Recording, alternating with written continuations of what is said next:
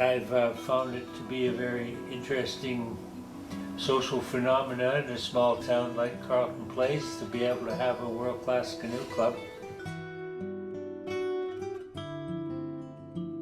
The club had fallen to a very low ebb, and we gradually got it back up and reorganized.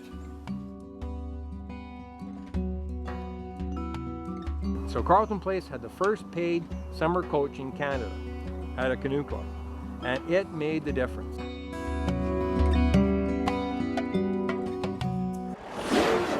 Canoe battle for first place through the race course. This is my paddle. This is my paddle. There are many like it, but this one is mine. There are many like it, but this one is mine.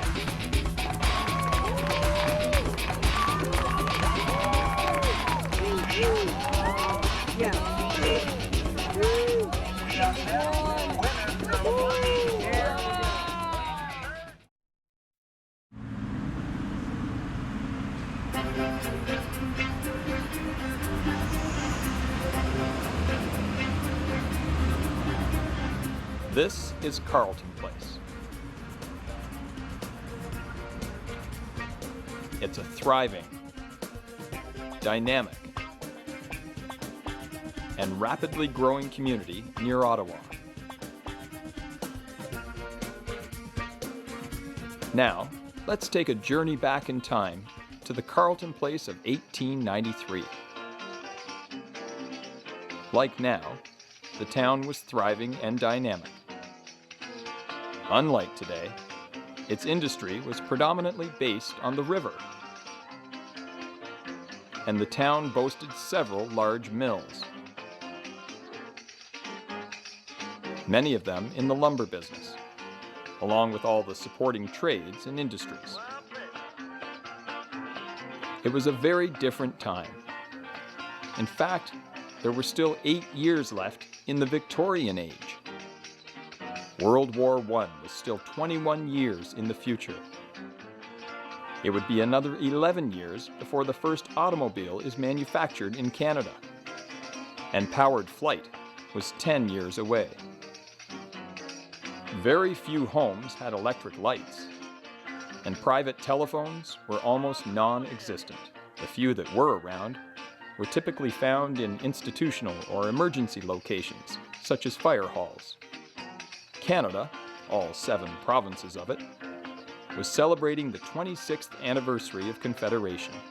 The Prime Minister of the time was Sir John Thompson. It might have been Sir John A. Macdonald, but he had died in office 2 years previously. According to this ad in the Carleton Place Herald of the day, it was mandatory for gentlemen to wear clothes, even in hot weather. Fortunately, they could buy a new suit at Allen's clothing store on Bridge Street, across from the Queen's, starting at just $4. A great treat was to take a trip on the steamer, the Carleton, all the way to Innisfil and back. Mind you, that would set you back 15 cents for each adult and 10 cents per child. A favorite summer pastime for many was boating and canoeing on the Mississippi River. It was a common sight to see watercraft of various shapes and sizes on the river. As is the human thing to do, they started racing on an informal basis. We had several large lumber mills, and these guys were pretty tough, and they would have races, boat races, quite frequently. Things began to get organized in Canada, as I say, between 1880 and 1885. When the club was started, it was funded by businesses in the town. And when you look at the list of officers of the club, it includes every lawyer and every business owner in the community. One evening in the summer of 1893, they paddled up to the Carleton, which was a new 2-layer passenger steamboat that had just been built by the Lake Park Company to carry people up to the recreational grounds at Lake Park. And these people gathered in the salon of this ship, and they formed the Ottawa Valley Canoe Association. So the president of this new organization was a fellow named McLaren, and W.J. Welch was the vice president. So Baldy Welch was the vice president. In the summer of 1893, August the 10th, they had the first regatta. The races in that regatta was a single paddle, half-mile with the turn. And then you had two paddlers, 1 mile with the turn. Then 2 paddles, the ladies and the gentlemen. And then this smoking race, and then an upset race where you started off, upset the canoe, and then climbed back in and finished. These regattas were held up at Lake Park, as not in the river stretch where they now hold the regattas.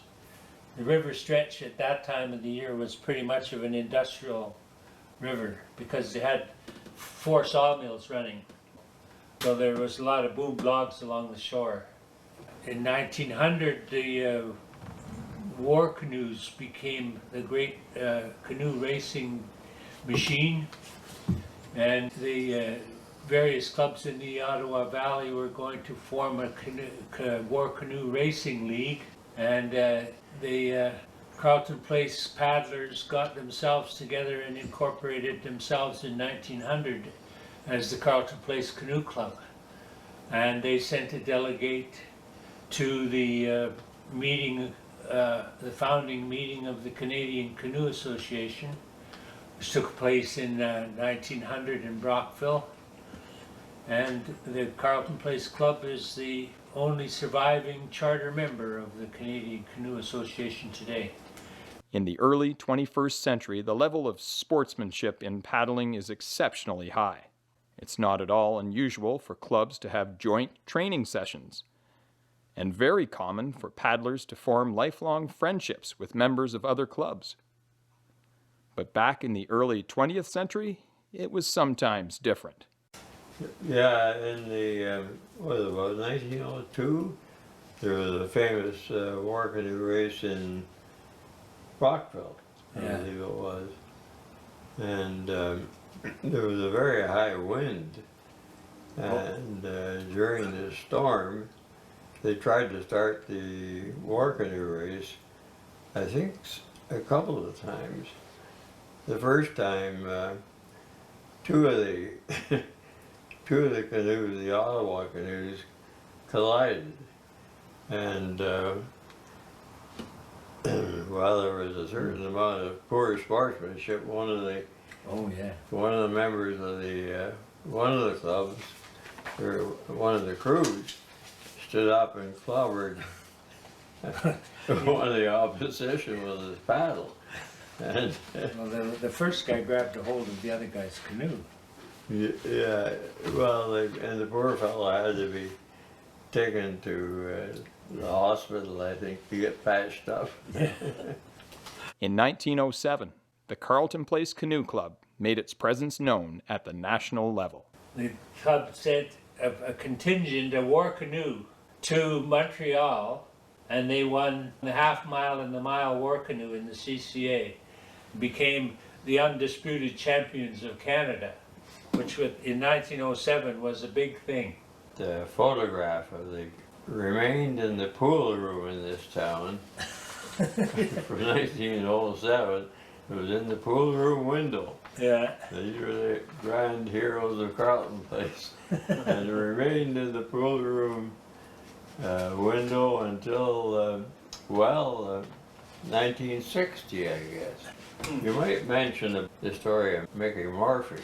He was quite a small paddler, but he was a very good paddler.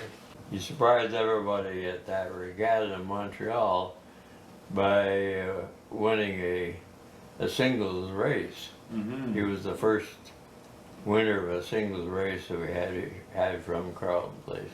Mm-hmm. And he became quite a hero. In less than 15 years, the Carleton Place Canoe Club went from being a local club to being a national champion. An impressive start.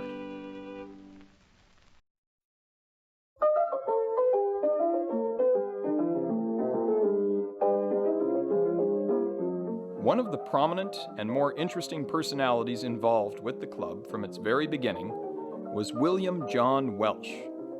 While he sometimes went by the name Jack, he was most commonly called Baldy. Well, Baldy he was a paddler before it became the Carleton Place Canoe Club. He was also a very early paddler in the old Valley Canoe Club, and his father ran a boat livery on the river. And so Baldy grew up on the river. He was called Baldy because nobody recalled him ever having any hair on his head. And I remember him. He used to come to the regattas when I was just a young fellow. He was also quite a character. He was the bass drummer in the town band for years and years and years. And he was an acrobat, and he also lived a charmed life because he, working in the CPR shops one time, he had the misfortune of having a locomotive drop off a sling and fall on top of him. And everybody thought, of course, that was the end of Baldy.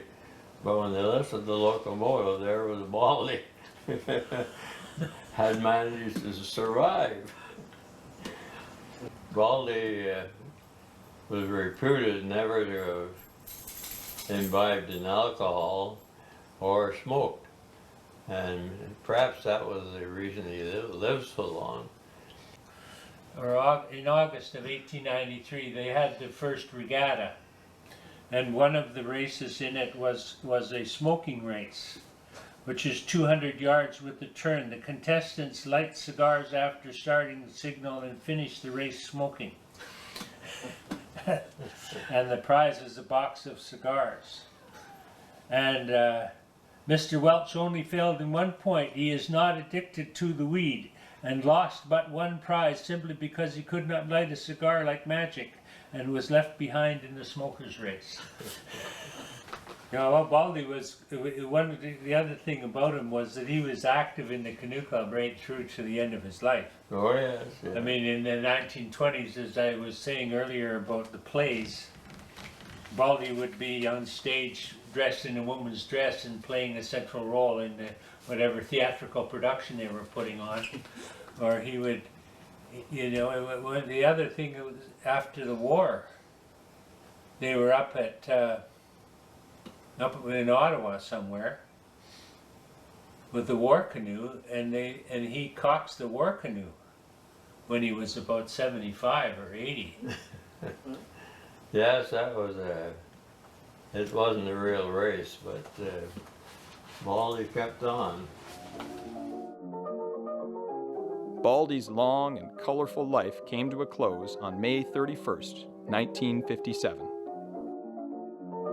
He was in his 92nd year.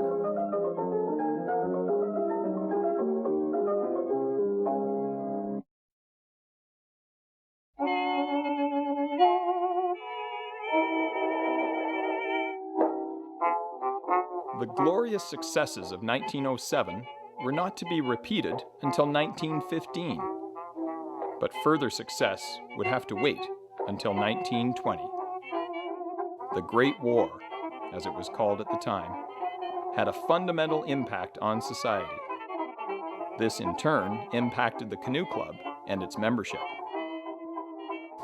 Prior to the First War, I think that it's fair to say that most of the paddlers, at least with Carleton Place, were workers in the foundry, the Findlay's foundry, or the CPR shop.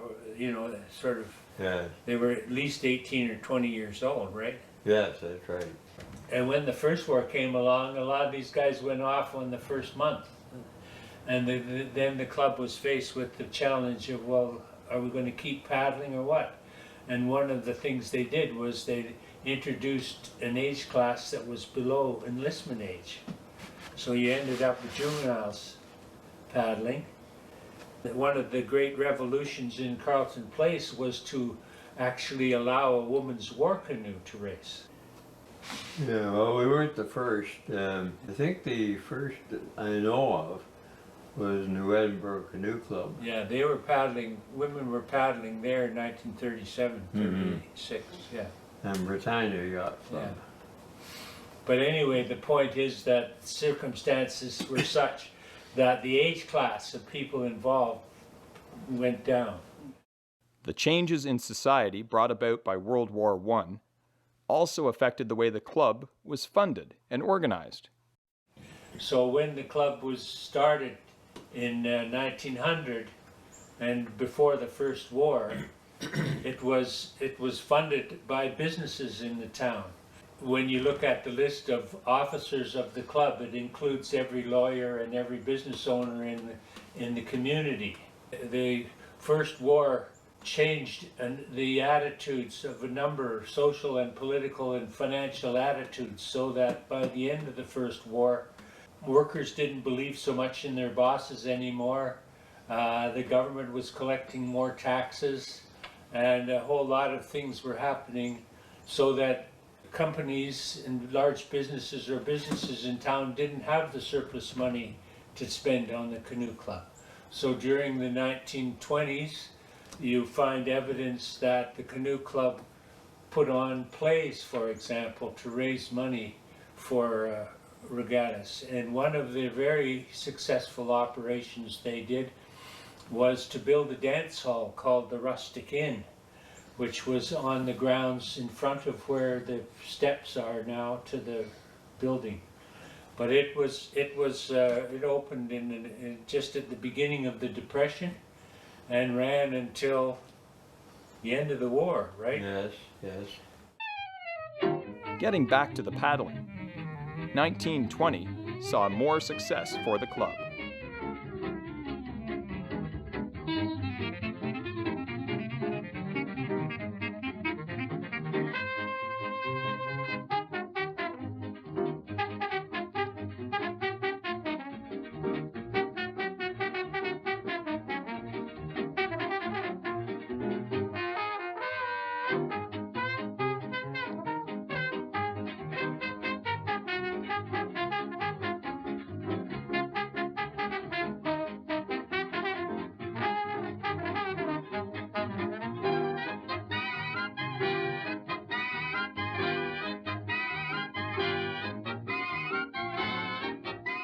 Though life was difficult for many during the Depression, all in all, things were going well at the Canoe Club during the 30s. But World War II was about to change things yet again.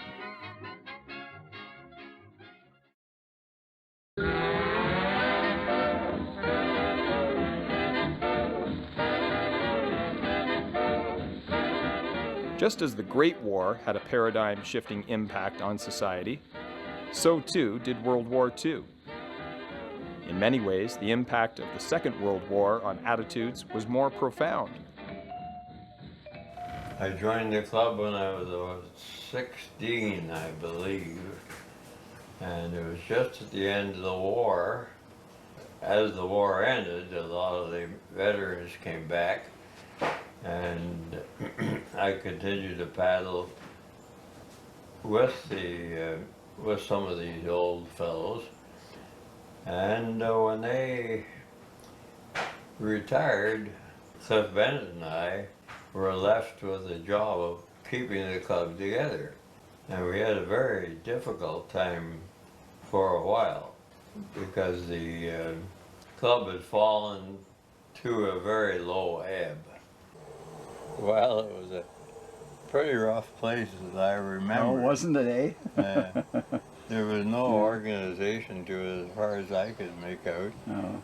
And you just went and if there was a boat handy, you went out in it. Mm-hmm. If there was not a boat there, you just stood on the shore and waited. there was this hierarchy of people that were, to me, seemed rather detached from what the Canoe Club was all about, and yet they were very important people. The Commodore and people, and they met and they were very officious. And every now and again they'd come down and make a show of interest and so on. But it seemed to me something was going on away in the background.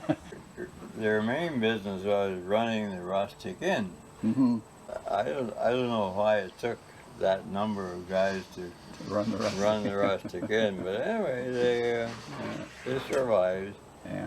The rustic inn made money sometimes and it lost money sometimes. So at the end of the war, they only had accumulated about $200, which they had invested in bonds. It was very difficult to persuade them that we should cash some of those bonds. We were desperate for money at that time, absolutely desperate.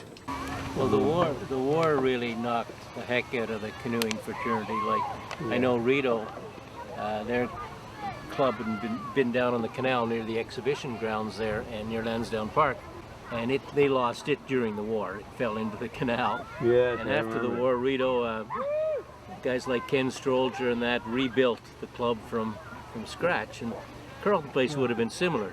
You guys would have had to almost rebuild after the war. Not rebuild the club itself, but the executive and the... One of our illustrious executive leaders at the Gananoque Regatta was so tipsy he fell off the dock. Oh, I wouldn't be surprised. Yeah. And I wondered, one of them, I remember that, because we helped to fish him out. But I guess that's what got us interested. And you and I particularly, along with Jack Peckett, said, well, this isn't right. And what's really pulling the club down is this rustic inn. Mm-hmm. And that led to our actions to stage a rebellion and take over the executive. Yeah, we had John Muff. Yeah. He was the Commodore we elected. Yeah, he became Commodore. And after the war. Mm-hmm. And then he moved away. And then we were left with nothing. Yeah, just as young fellows. And we didn't have the money even to repair boats. These were old cedar strip boats and would develop cracks. And if your boat was leaking, you just did your best. The other thing about sport at that time was that the paddles were wooden paddles, and they would last a little while, but then they would, during a race, they would break. The war canoes particularly broke all kinds of them. Yeah. And we used to carry extra paddles for that purpose. And if you forgot to put your extra paddle in and your paddle broke during a race, that was it. So here you are, two young guys trying desperately to keep a cash-strapped club alive, and with little or no adult assistance. What do you do to raise money? I remember vividly our attempt to raise some money by getting subscribers to the Communist magazine. Remember that this was in the early stages of the Cold War, and the rampant anti-communist paranoia led by Senator Joe McCarthy in the United States. Though less severe, the fear of the Red Threat spilled over into Canada. I think we should have been all thrown in jail after it, but it was a heady time to be doing that. you saw an advertisement for this magazine someplace, and you brought it to the club. And I think there was a prize of $100 to whoever was able to get the most subscribers to the magazine. Yeah. So. And the idea was to give that $100 to the club? Yes. Yeah, okay. It was all going to. That was one of our fundraising projects. Well, we sent in our application with all these And we persuaded kids, I mean, very young kids, to sign this thing, you see. Yeah. And we sent it into the magazine. Didn't hear anything for a long time. And then one night I came home from work and went into our kitchen, and there was a strange man standing there. And so I identified myself and asked him who he was. And he turned out to be a constable in the RCMP, an undercover guy. And he wanted to know what all this thing was about, all these members signing up for this magazine. They were on the trail of communists at that time. It was at the beginning of the Cold War. And so... all we could do is say it was a fundraiser. Yeah. But I don't know. I don't think we ever heard back from the... No, we never got arrested or anything like that. But we didn't get the $100. Now, was that? And I think our names were all on the... Oh, we're probably still there today. Yes, yeah. I think one of the things that I could recall that got more focus onto the paddling, or started to get focusing on the paddling and the competitiveness again, it was the advent of Frank Muff and his son John. And when John won the CCA singles in '46, suddenly people started to look and say, from Carleton Place? Frank Muff, as John's father, the training methods, they weren't modern in any way, but he had been a horse stable supervisor or something in the old country. So he knew how they trained race horses, and he would apply the same principles. And I remember he introduced us to the idea of cooling down after the race. You know, nobody else did. At that time, I think probably a lot of the paddlers would just light up a cigarette. Oh, I know. Come in and light up a cigarette. But Frank would make us go up the river and cool off after a race. There had been a particularly competitive rivalry between the Carleton Place Canoe Club and the Rideau Canoe Club since the early days, and it heightened in the 40s and 50s. In spite of some heated moments, many lifelong friendships grew out of that competitive relationship. Well, I remember days in the early 50s, we used to come up here and race, and I always remember, you know, the dog leg you had in the course here. Yes. The 500 meters, and many of the 1,000-meter races, you'd meet a crew from Carleton Place or Dan at the 500-meter mark, and often there were collisions. Paddles were kind of swung at the ready. and language was often the main point in deciding who was going to break away from the group. I remember one story. Paul Gauthier was paddling C2 in one of the division regattas here, and they collided, him and his partner, and with a crew, and Gauthier put his foot in the back of the Carleton Place boat, and it sank. They went on to win. I mean, Well, you didn't have the nice defined lanes like you have now. It was when the referee started them, and if you were in the lead, you could take your own water, more or less. And someone else would, if they felt you were in their water, would run into you or try to, and it was fair game. It was fair game. It became a little bit of rough and tumble out there a lot of the times. Just as high technology is used today to maximize the effectiveness of equipment, There were also some scientific methods attempted back in the 40s. We had a very good war canoe crew. It would have been about 1947. Canoe we had the best crew. But Baldy Wells said to us one day, you can get a faster start if you use black lead on the outside of the boat.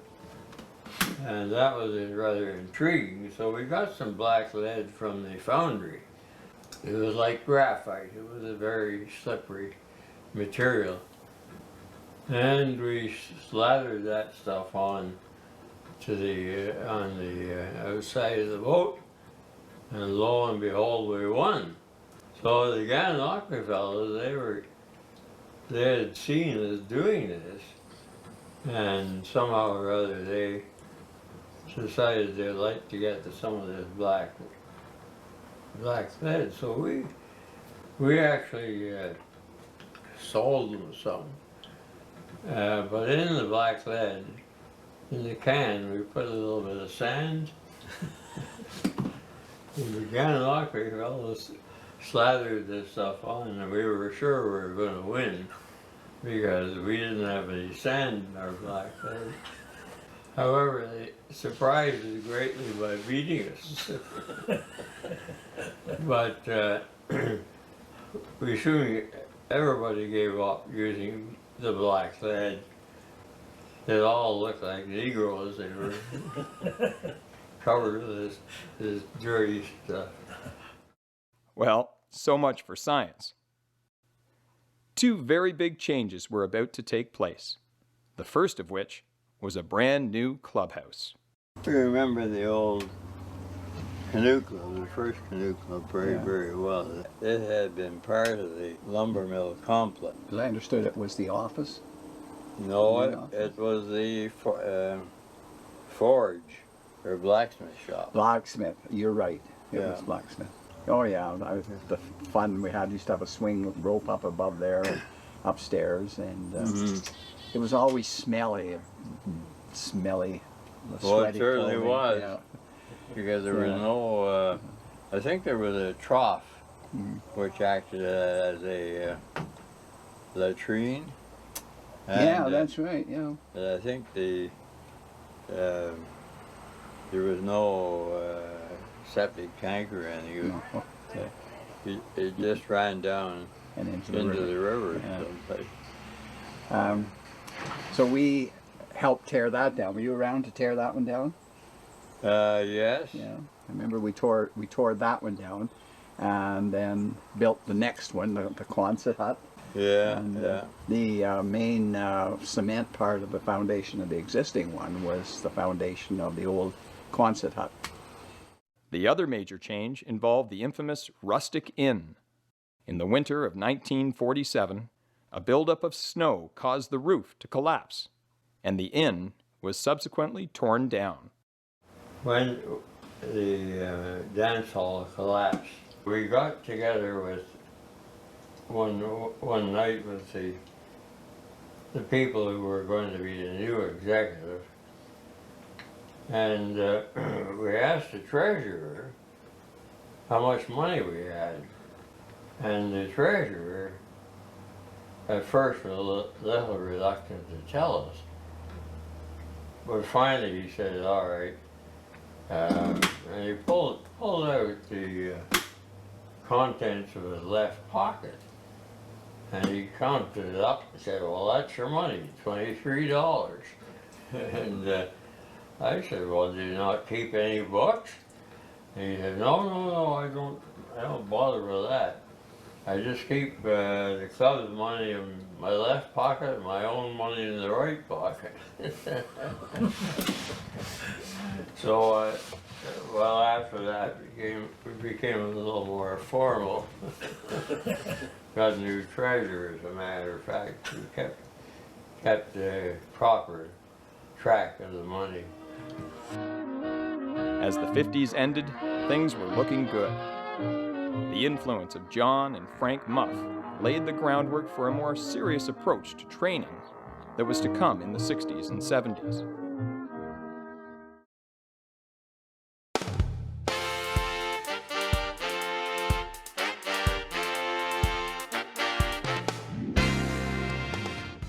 With a shiny new clubhouse in place and participation up, things were looking good as the 60s dawned. Some significant changes took place in this decade, one of which centered around the equipment. Did you fellas start off with the Peanuts Yeah. style boat? Yeah. And then the Olympic paddlers came back from Helsinki, I think, and 52. told about these new European boats. And they said, we better change. And I remember being at a meeting where they proposed that they adopt all the European styles. And I realized right then how much that was going to cost our club and every club in Canada to convert. And we were very slow. Well, I guess we weren't very slow. I think somehow or other we raised the money and we bought the new boats and brought in a lot of them. But Yeah, well, in 52, after the Olympics, there was a change too in equipment and paddles. The paddles were bigger and yes, T-handles and importing paddles from Europe. the Rideau Canoe Club had some very good kayak paddlers, very good. And we didn't even have kayaks. We couldn't afford them for a while. We finally got them, I guess, about 1960, 65. Yeah. But anyway, one of our old paddlers was telling me how they, he was paddling what we call the kayak. It was a C4 boat, and they taped two single paddles together. Yeah. Oh, yeah. Because we didn't have any paddles. Oh, no, kayak paddles. Yeah. Dramatic events in Czechoslovakia in 1968 would result in a significant change in coaching that in turn would result in members of the Carleton Place Canoe Club competing at world levels. Dave Finley was the real eminence grise of the club and really had a vision of the club that it could provide top coaching. And there were a number of other good athletes here in the club at the time, and it was Jack Shale, Terry Thompson, Janet Finley, David Finley, Peter Pomerville, Eric Grantner, all these young people. There were some good girls in war canoes. This was a hive of activity, and Dave thought it needed to go to the next level. Well, Dave got a coach who was a refugee from Czechoslovakia to come here, and Frank Bartik was his name. So Carleton Place had the first paid summer coach in Canada at a canoe club, and it made the difference. All of us went on and we excelled. I and Roger Tuttle was another great paddler. We both were juvenile champions of Canada in 1 year. And see, Carleton Place had never done things like that before. So Carleton Place, a little town of 5,000 back then, was making waves nationally, and there was another step. And I mentioned earlier about many paddlers made it to the Canada Games from Carleton Place. So there's a long list of achievement here. John was a big husky kid, and when he and a number of the other paddlers were getting very good, starting to win races, we decided that we had to get some top coaching for them. So on a trip to Toronto, I ran into this Frank Bartik, who had just he had escaped from Czechoslovakia, and he was an ex-member of their canoe club, their canoe team, national canoe team, and their national ski team. So he was a very accomplished character, and we brought him in. I think we paid him $1,000 a month or something. It wasn't very much. It wasn't that much, but it was the equivalent of that today, kind of thing. Yeah. Frank introduced a lot of the new training methods, and I think he doubled the training load of the kids, and he had them operating on the same programs as they use in Europe. Edwards was thriving under this thing, and he began to win races in the junior level at CCA. So somehow or other we thought it'd be a good idea if Edwards tried out for the Olympic team. The national team trials for the Olympic Games in 1972 were in Toronto. I had raced at Dominion Day, my first race as a junior, so I'd gone up in age class. I was now racing 1,000 meters. So it was a new distance for me, a new race, and I went to Dominion Day, my first big race of the year, and got schmucked by a guy from Balmy Beach in Toronto. Probably beat me by 3 or 4 boats of open water. And I remember coming back from Toronto with Dave towing the boats, big trailer load of boats, and he had a truck. And we were coming back, and we were analyzing the race. So anyway, Dave thought, well, you know, the Olympic trials are next weekend, John, you should go in them. And I said, well, Dave, really, I think I have a little bit to learn. I've got to do some more practicing. I really didn't do very well. And I said to him, well, Dave, I don't really think I'm ready for the Olympic trials. Dave said to me, well, John, what have you got to lose? I think that was about Marmara. By the time we got to Glen Tay, we decided that I was going to enter the Olympic trials, which is 9 days later. So along came the Olympic trials. Again, we went back up to Toronto because it was at Long Pond at Center Island. And bang, the gun went, and I took off and finished the race. Well, I happened to finish the race in second place against all the best seniors in Canada, and I was within a deck of first place. Needless to say, this was a bit of a shock, not only to me, but to everybody in Carleton Place and everybody at the national team trials, because it upset the whole apple cart. Because all the people who figured where they were going to place and how they were going to position themselves to get on the Olympic team, there was this fellow from Carleton Place, Ontario, bang, he was there on the money. Well, it upset the apple cart so much that that they decided to run the race a second time. And this is extremely unusual. You know, races are scheduled, you run the race, you make your decision, but they ran the race a second time. So we ran it the second time. We started at the finish and went to the start because the wind affects paddlers, whether you paddle on the left or the right. And the second time round, the leader tried to cut me off to advantage his friend, but that made me quite angry. And I have enough of the Irish from the Ottawa Valley in me that, you know, that just made me want to do even better. And so I was even closer that time. I was still second. And after that, I was going to the Olympic Games. So John became a member of the 1972 Olympic team in Munich, Germany.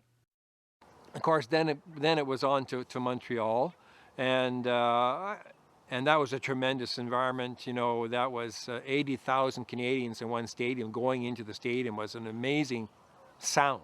I don't think I'll ever hear that sound. It made me feel so good about being from Carleton Place as well. I remember getting a telegram from the Carleton Place Canadian put together that was about 6 feet long of all the people in Carleton Place who came into the Canadian office to sign their names and wish me good luck. They met me at the edge of the town with a parade and with the fire trucks and the ambulances going, and people were very, you know, it's very special when you're from Carleton Place, and my family was from Carleton Place, that people really felt that warmth for me and for my family, and it's always made me feel very, very warm about the town. Well, it was just great, actually. You know, something like that gives the club a big boost, because everyone then knew John and said, well, look, he's just a regular guy, and he can do that, and maybe I can do it. You know, and that's what you try to instill in the kids. You know, anybody can do it if they really work hard and want to. When he came home, the town was very supportive of him. They actually gave him a canoe at that time. And we had a big parade. You know, he was on the fire truck and all that. I think it was good for the club, good for the participants, and I think it was just good for the parents too, to to see how exciting it can be, you know. So It's kind of apropos that we're standing here in the evening because in 1970s, now this is September, but let's say July and August during the 70s, this bank where we're standing right now would be just filled with parents, kids. It was common practice for parents to get home after work, 5 o'clock, pack up a dinner, come up to the canoe club. You know, as a paddler, you'd have your dinner with your parents and then go climb into work canoe, have work canoe practice. And it was really a family atmosphere. And it was just a real club feeling, and not just from kids paddling, but the parents and volunteers that were involved in the club. It was fantastic. And we were relating these stories amongst some of my close friends just this past weekend, actually, and saying, you know, just you could tell your parents if you were heading to the canoe club, there was no worry for them whatsoever. They knew that you were going to a safe environment, that you were with close friends, that you were going to be supervised, and that you weren't getting into any trouble. They had no problem. You said, canoe club, fine, see you later. Yes, I got involved in paddling here probably about the age of about 12 or 13. I started coming down to the club with my brothers who were paddling in the war canoes. We got involved in the smaller boats. The boys went out in the war canoes and the C4s, and we only had very few kayaks, so we used to have to line up and get in what we called the old Max, and you could take a little trip around the lake and then back, and then the next person would step in. When I was paddling in the 70s, we went to Mexico City, we went to Connecticut, we went to Florida for training camps, you know, of course all over Canada for competitions. The involvement in the canoe club basically allowed me to travel. I was able to go to the lake regattas in the summer as part of the team. We would go farther, usually for the end of the year regatta, the national championships, Toronto, Halifax, Montreal, and we got to see the country. Sometimes we would fly places to go there. I went to my first national championship when I believe I was about 14 or 15, and it was down in Dartmouth, Halifax area, and I was in a K4 event, and it was in the middle of a hurricane, this national championship. So as soon as I was done my race, my parents scooped us off, and away we went to finish our vacation somewhere else. I think 1975 was the first year they had a national Bantam championship. It's called National Junior Olympics. I think Royal Bank sponsored it. First year was held down at Rideau. The second year was held here in Carleton Place. And in order to get ready for that championships, they, of course, our river being narrow where it is, they had to dredge the shoreline here. And I remember distinctly seeing a guy in a bulldozer. I come up one day to the club, and there's a guy in a bulldozer out right directly in front of the canoe club going up the thing, and I'm looking at all my friends, what the hell is this? And that's what they were doing. They were just dredging out all the crop so that we could get 8 lanes in and have a championships here. Now, I was a little bit old for that, but my good friends competed in it, and it was just fantastic. And that same summer, we hosted people from Mexico, and that came up as well, and they paddled in that event as well. So it was very, very interesting. We had professional surveyors come out, survey the whole river for a new course. They put in a brand new course that year. I think Bob Tuttle was engineer in Ottawa, and he was heavily involved in that process. And it was just, once again, the volunteer work that went on to put on that event was unbelievable. We were talking about the old clubhouse and the barn, the shape, we call it the barn because that's what it was basically, but we loved it. And we were talking the weekend about the boys' change room. Boys' change room had one of those swinging doors that was open on the bottom and open on the top, and you know, as soon as you open it, everybody could look into the change room and see what was going on. The change rooms were upstairs, and it seemed a long ways to get up there. And you know, with Canoe Club being part of the summer, it was so hot, and the board walls, they just smelled so much of wood. And the lockers were so old and antiquated.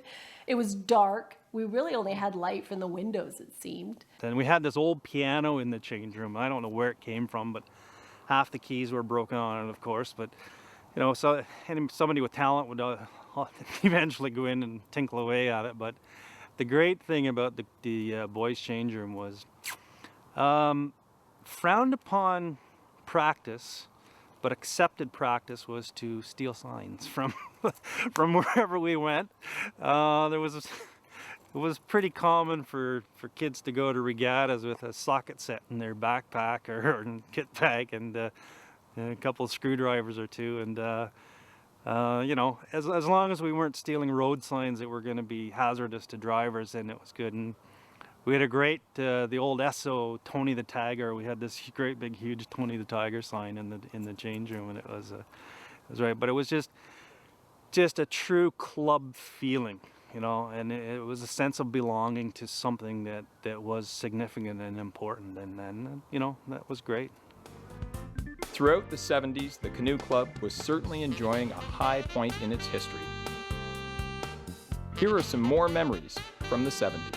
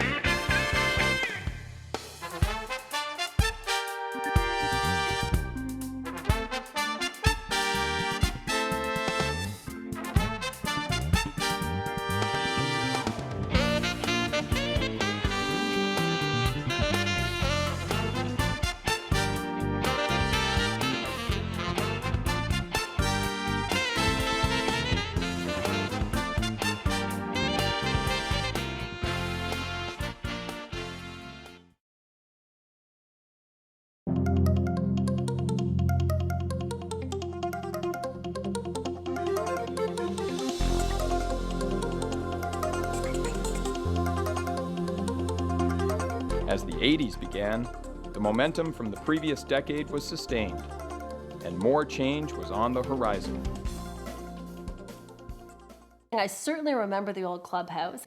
I loved the fact it was red and white, and it was such a landmark for when you went to the park, or if you're on the other side of the street. You could always, you know, see it, look over. It was great. But after 27 years of hard use, the barn was getting tired and had become too small. It was time for something bigger and better. And then I was there to help tear that down as well. Yeah, and, yeah. The main cement part of the foundation of the existing one was the foundation of the old Quonset hut. We all helped build the new one, and I was one that put the big letters along the front, Carleton Place Canoe Club, 1893, and so on, and they're still there. Yes? So that's my mark. I remember. Yeah. I remember there was a debate about Yeah. Some people thought they wouldn't last, I know. survive the winter, Oh well. but they did. Yeah. They're still there. Well, we paid good money for them and got quality stuff. I first became involved with the Carleton Place Canoe Club around 1981 when the new building was being built. I was co-opted as a parent at the time to help out on the committee that was developing the kitchen, and so that was how I first got involved at the volunteer level. And as always, Sharon was just one of many volunteers who donated their time and efforts to help bring the new clubhouse into being. I do remember the opening of the new club though. I remember, like I say, being there for that big ceremony and cutting the ribbon and stuff. And it was so beautiful. It was so much more than any of us had ever, expected. This third iteration of the clubhouse still stands today and is currently going through some significant upgrades. Things were going great on the paddling side too.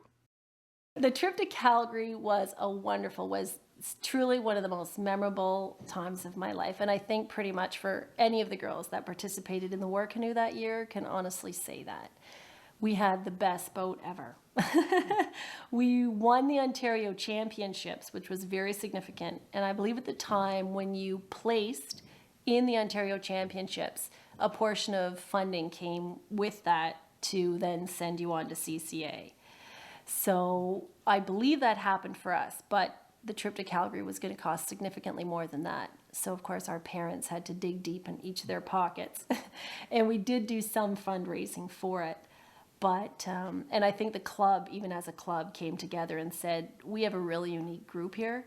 This is a wonderful opportunity. I think they can actually do well, so we should do this. And it was fabulous, fabulous. And then on the Rideau side of things, they had a really great boys club that matched our girls club in terms of age. So that was very interesting at that time too. And they were all very, very cute.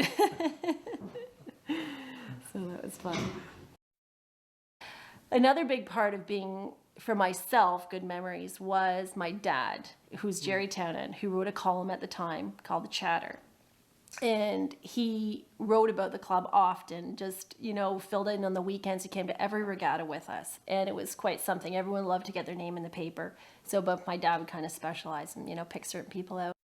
And going back and talking about my dad is when he was officiating, he was, there's a lot of people didn't like, people don't like officials in general, no matter what sport, whether it's hockey or soccer or paddling. But the reputation my dad got was that he was fair and he treated everybody the same. And he didn't care if you were world champion or, national champion. If you were breaking the rules of the sport, that you were going to get disqualified, and he didn't care. Fred Trafford was an amazing starter. And I think for myself, I kind of equate him to the voice. And there's always usually a voice for so many sports, like a Dick Irving was hockey.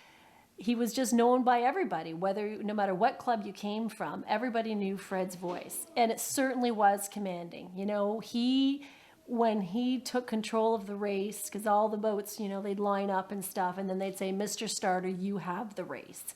And so he was really tight on that line. Number 3, back up. And if you didn't back up, you had maybe one choice. It's like, number 3, I said, back up. And if you didn't, you were done. It's like, number 3, you're gone. It's like, what? Because he was very, very serious. And so, yeah, it was great. We always loved having Fred. Another kind of interesting activity that took place here at the club during my time of involvement was Cable 22 in Ottawa. I think it was the forerunner of the A Channel even, I'm not exactly sure, but they started a community affairs type of weekly cable show, and I guess my willingness to talk a lot stood me well, and they asked me if I would host it. So every week for about a year and a half, I guess, we did that weekly show here from the club, and we focused a lot on events around the Canoe Club, but also on other community events. My memories of Pooh Bell are, she was a very, very great lady. She was the Commodore at one time. But one of the specific things I remember about her was she had very good relations with the Rideau Canoe Club. And I think just on, from a Commodore level. But she used to also house, at her own particular house, take in as boarders, paddlers from Rideau Canoe Club who wanted to train at our particular club. So I remember people like Simon and Duncan Robbins, and Brian Roach, who ended up teaching or coaching at our club for a period of time. But they all lived at Pooh's. So I remember that just being, wow, that's pretty neat. Here's this lady taking in a bunch of young boys, but it benefited our club so much. I thought that was, even at a young kid, I was pretty impressed with that. Yeah. Well, I had 2 excellent years at the Carleton Place Canoe Club as the head coach. Had some great success with the club. We had an awesome nationals at Whistler, BC in 1999, and I actually challenged them to earn as many medals as they could, and I gave them a bet, and I lost the bet. So they actually earned 13 medals that year, and we were quite pleased in terms of the progress of the club. Here are some more memories from the 80s and 90s.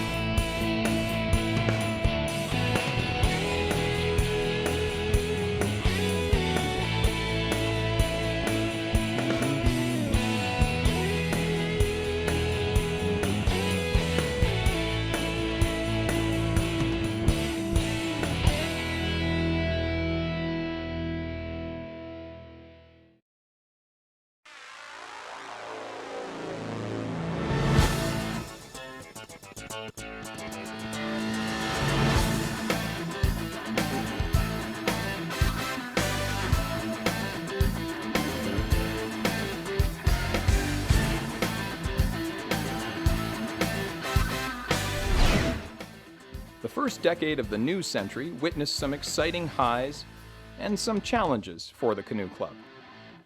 In 2004, and again in 2008, the Carleton Place Canoe Club could boast not one, but 2 Olympians from its ranks. Ryan Cuthbert, a member of the club since the age of 10, and Andrew Willows, who came to the club from Gananoque as a youth, competed in both the Athens and Beijing Olympics. Hi, my name's Andrew Willows. I'm currently paddling at Point Claire Canoe Club, but I grew up paddling out of Carleton Place Canoe Club. It's my second home, and now I live just down the road, so I'm here all the time. I'm on the Canadian kayak team, and I've been to 2 Olympic Games in Athens and in Beijing, and I love the sport of canoe kayak. Hi, I'm Mary Cuthbert, the mom of 3 kids that grew up in Carleton Place and spent many summers on the river here, Mississippi River. It grew from this little family thing, going to regattas every weekend, to wow, representing Canada. How exciting was that? It's just amazing. The club has pretty big roots in Carleton Place, so there always is that hope that they're going to have a big group of kids that are going to make national team and then go on to the Olympics. But I just think when I was going through the club then, the coaches there kind of knew, okay, I got a group of kids that seemed like they want to go as far as they can. And then they kept on bringing people in that kind of wanted to help meet that goal for that group. So those are the ones that keep bringing the club forward. I started out actually in Gananoque Canoe Club when I was 10. When he was about 15 or 16, he said, Aunt Carol, can I come and live with you? Because he wanted to paddle with this club and train with this club in Carleton Place with the head coach at that time, who was Graham Barton. I guess then is when I started my pursuit to the Olympic Games. All my development basically came from this canoe club, and it was a very special time. A lot of great stuff happened. He lived with us for several years, went to high school here, and did very well, and has now paddled in 2 Olympics. Peter Majewski was my coach when I was pretty young. That was the year when I kind of started training all fall, all winter, all spring. We'd train in the wintertime, do lots of running, do lots of weightlifting, do lots of swimming in the mornings before school, after school. He kind of introduced me to the whole training all year round. As prior to that, paddling was just a summer thing. We'd start once school was over, or maybe just before school ended in, I guess in June. And then you just paddle all summer long, and then once school started back up, it was kind of over until the next year. But Peter exposed me to what it is to go to the next level, how you have to train hard, build a big aerobic base, anaerobic base, just showing like this is what all the fast guys do. If you want to go to the Olympics, this is what has to be done from now until you start making the team and you start going to all those big races. Oh, it's unbelievable. We have there's all kinds of athletes that come from here. You know, there's Ryan Cuthbert that we raced together. We raced together for years. We raced in the same boats together. Tori Tuttle's been there. John Edwards. I think Tori's mom and dad. I'm sure I'm missing tons of people. It's unbelievable. There's the history here compared to population base is unbelievable. It's really special because there's not too many sports and towns that can claim that kind of stuff, and it's a special environment to be part of. I had wonderful experiences with the membership at the time as well as the athletes. I was fortunate enough to work with a couple of athletes that went on to the Junior Worlds and ultimately on to Senior Worlds and Olympic Games in Andrew Willows and Ryan Cuthbert.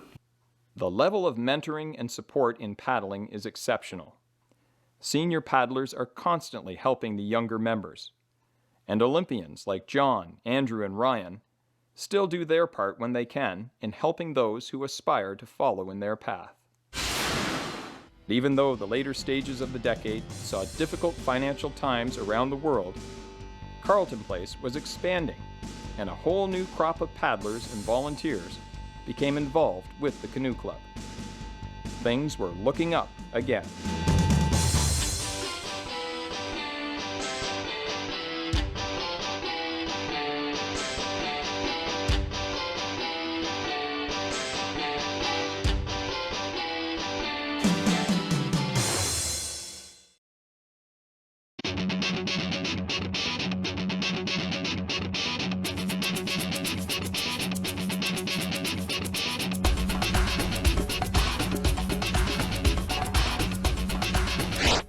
As the first decade of the 21st century comes to a close, the Carleton Place Canoe Club is enjoying one of its best periods in history.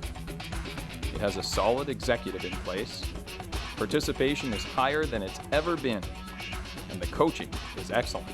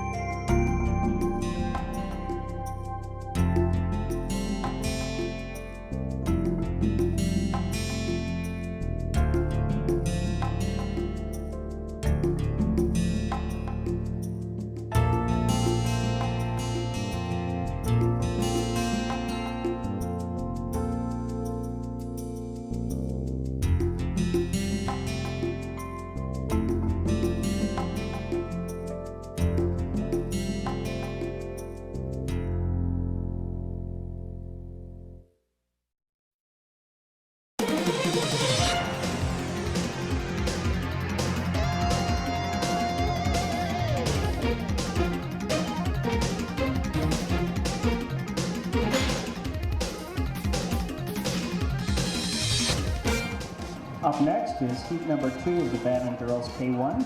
The club held its Bantam Regatta on July 17th. In spite of being buffeted by the strongest winds at any regatta in living memory, which did cause a few problems, the event was a success. These are inexperienced paddlers, and the wind's just blowing them completely off the course, and they can't stay still. And it's very difficult to stay up and upright in a C1. That's probably one of the hardest things to do. So the wind's just blowing them all the way across the course, and they can't stay in their lanes. And they're having a hard time, but they're doing a really good job. And there we have a start to event heat number 2 of the Pee Wee Girls K1.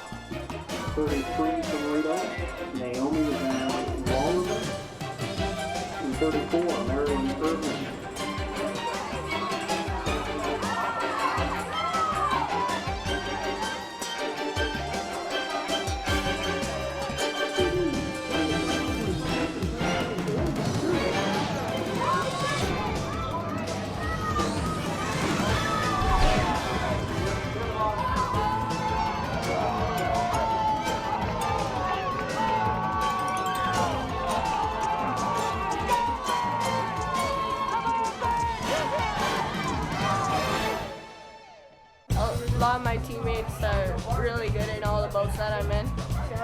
And the war canoe and Gananoque ways made us the boat to beat. And our practices on here were pretty well, so I think we're gonna do quite well. Hi.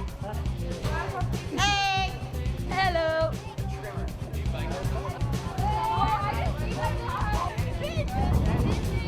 Guys, we're gonna get out there. We're gonna paddle our best. We're gonna come across that finish line on front.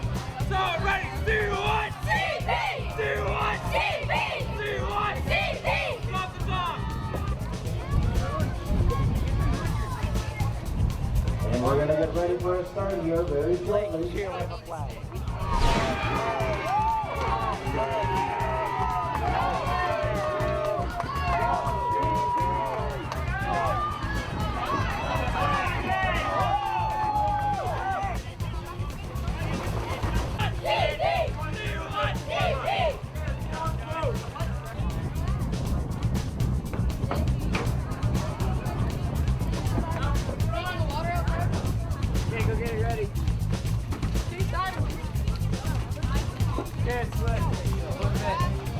Why does he always look forward to pee? Oh, my water. And off the river in lane 5.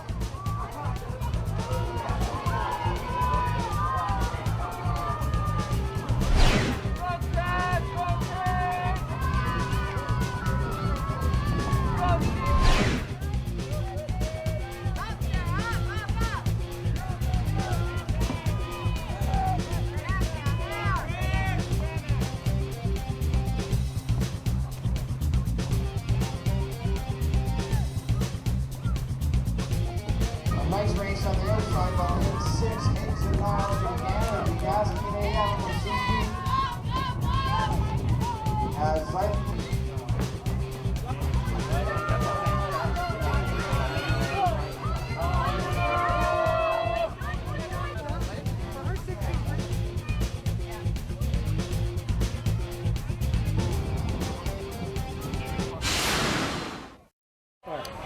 It's been a huge success. I look around and I'm just absolutely amazed, and I marvel at all the work of all the volunteers, all the people who've helped pull this together. It really is something to see. Just incredible. We are cooking some eggs for our egg bagels for the regatta on today's what, July the 17th. Okay. So we'll be selling some egg bagels upstairs, so we get the pleasure of cooking all the eggs. Oh, what do the dads get out of it? Yeah. I get the enjoyment of watching our kids compete. Yeah. Right? Both of us do that for hockey too, so. Yeah. Got a real battle for first place in the middle of the race course. Sorry, Karen, is that Event 2B, the nice C2 race you were mentioning? That's correct. Lane 5 is lane from Three Rivers. It's a bit organized chaos for sure, and they're young kids and they fall out of the boats and there's delays and so on and so forth. But I think the people that are familiar with the regattas, they're used to it, and it's a beautiful venue. Carleton Place is always one of the highlights of the season for the division, and I think in large part because it's such a picturesque, beautiful event with a nice balcony and nice clubs. So I'm used to it. I've been doing these long enough now, Rob, that I don't expect them to run on time, and I think we do our best, and if we can pick up ground here and there, we do it. What we've done here today is we've now shortened the 2,000 meter races. They're all 1,000 meter as a way to try and catch up on things. So as well as we try and plan and be organized, it's a bit of hit and miss, and that's just the reality of it. And in some cases, it's the fun of it as well.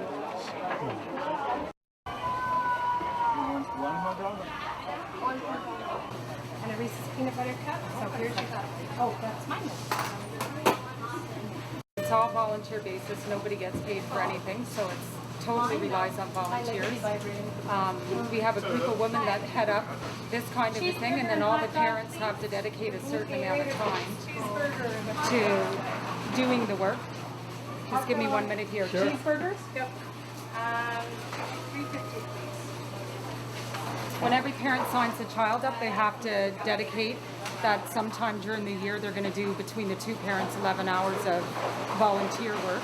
So we have all these different events, and then the women who head it up organize those parents to run these events. $1. That is $2, please. Thank you. Enjoy.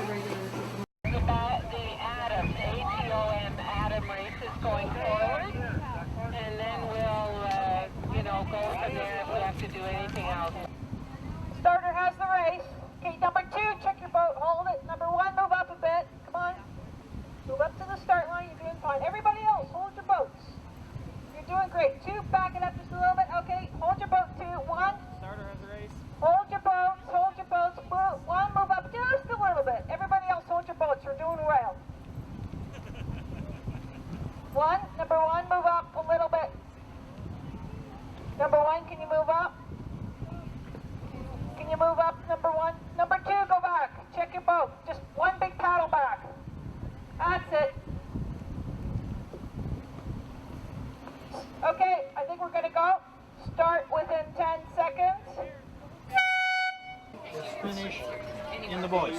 Okay, so what you're really, don't worry about the length. What you're really interested in is ticking them off as they come by in numbers.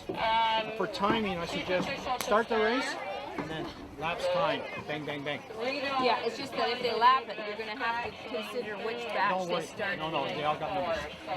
Okay, I know what you're saying. I'm just going to have a list of 69 split times that you're going to have to You got two coincide. timers. Yeah. There's another timer in there. How are we going to do the canoe? Are we starting them like 5 or When the starter starts the race, the timer starts timing the race, and then as they cross the finish line for each boat, she stops the time for each individual lane, so that way they have a time for each team that crosses the finish line. And the finish line judges just judge if they come in first, second, third, fourth, etc. Okay, what we can do is we can take everybody's time. There's going to be heats. For example, if I start the race and somebody crosses the line, I can lap it. The next one comes off, from 5A and 5B. and this can keep track of the times. We stop it. So we'll be able to coincide that with the order of the boat. We have a time, 4 minutes 82, or 4 seconds, 0.82, and then we can coincide that with the boat numbers as they come in. So we'll be able to accurately give them a time, plus compare it to if they start 30 seconds later, we'll be able to deduct that from their start time so that everyone in the same group doesn't have to race at exactly the same time and have a big crash up.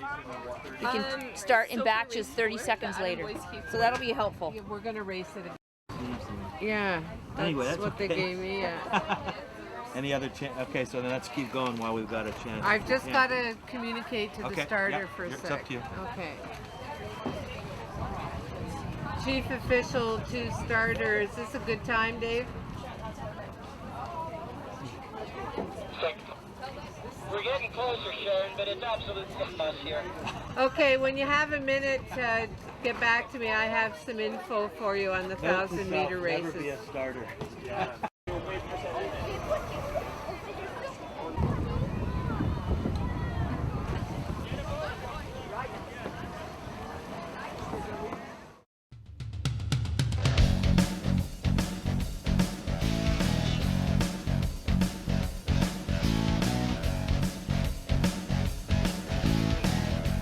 The day after, the club hosted an Eastern Ontario district training camp.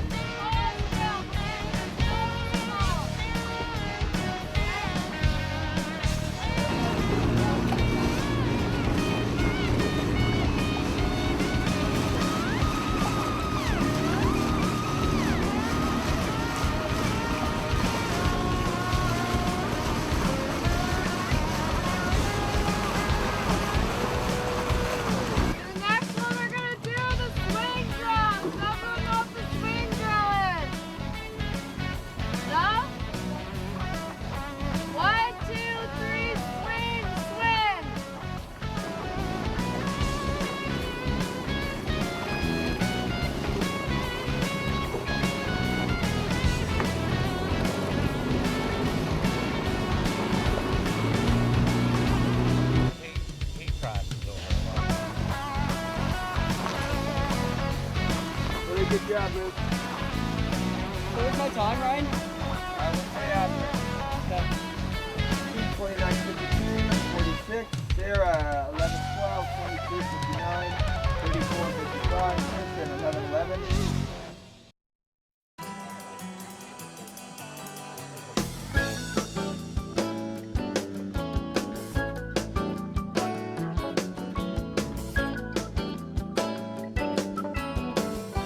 The team had quite a few standout performances at the EOD time trials held at the Rideau Canoe Club. Come on, yes! Come on, Blake! Go, Blake! Go,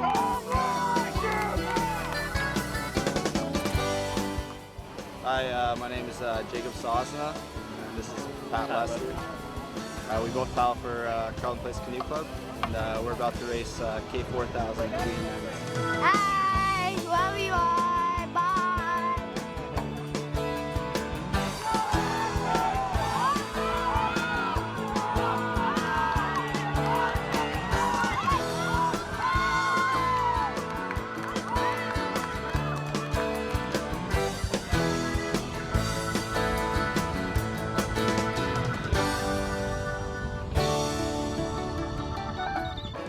It was good.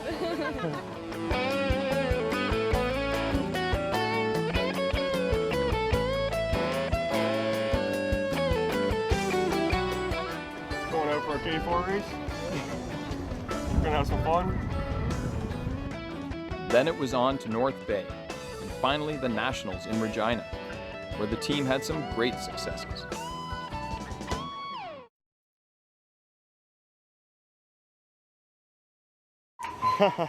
The prayer is inspired by the prayer from the movie Full Metal Jacket.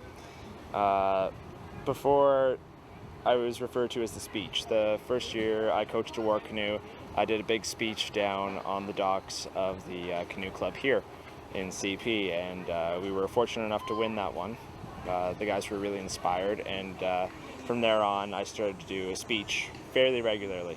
The prayer came at last year's Trillium Championships, and it very simply starts off, this is my paddle, there are many like it, but this one is mine. There are many like it, but this one is mine. My paddle is strong. My paddle is strong. My paddle is a part of me. My paddle is a part of me. I will fight for my friends. I will fight for my friends. And they will fight for me. And they will fight for me. My paddle will guide me straight and true. My paddle will guide me straight and true. Straight to the finish. Straight to the finish. Race strong. Race strong. Race proud. Race proud. Amen. Amen. Let's go, boys. That's amazing. You and us, go time.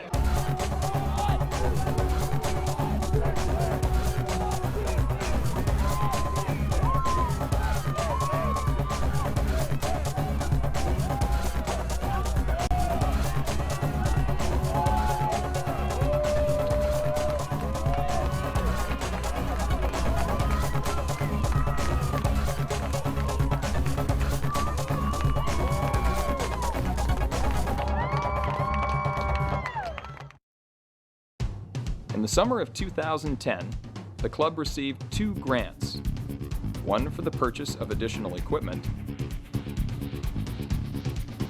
the other for some significant upgrades to the clubhouse. I'd like to welcome everybody to this auspicious occasion. Looks like we've got a fantastic turnout. As many of you have heard, we've had the honor and the privilege of receiving the Trillium Grant. And I'd like to introduce Mr. Bruce Duncan, who's here on behalf of the Trillium Foundation.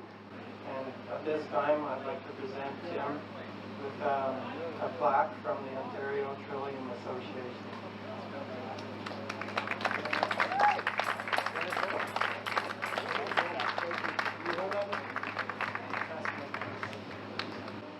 So on behalf of all the kids, the adults, the parents, the volunteers, the community members, and the town of Carleton Place, I would like to extend our sincere thanks to the Ontario Trillium Foundation, particularly Bruce Duncan, and all the staff there who have helped make this dream possible.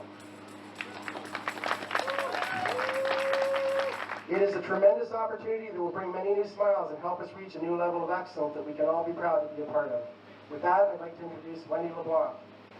Good evening, everyone. I'm very happy to be here on behalf of the town of Carleton Place to acknowledge this wonderful gift or grant from the Trillium Foundation. It's truly remarkable that we have it.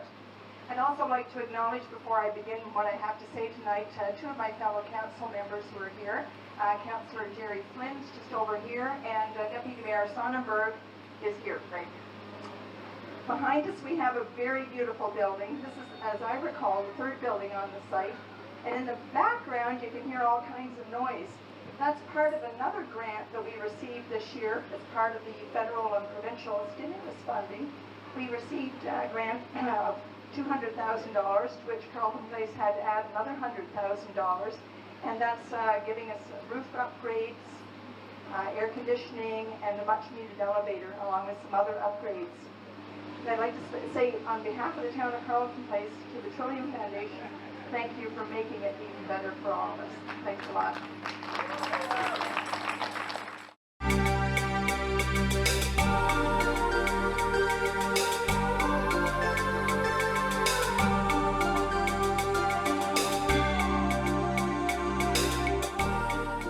What is it about the sport of paddling, and the Carleton Place Canoe Club in particular, that drew so many people into it and evoked such passion in them? In fact, the involvement commonly crosses generations within the same family. There's lots of hot chicks. Well, I thought it's hot guys.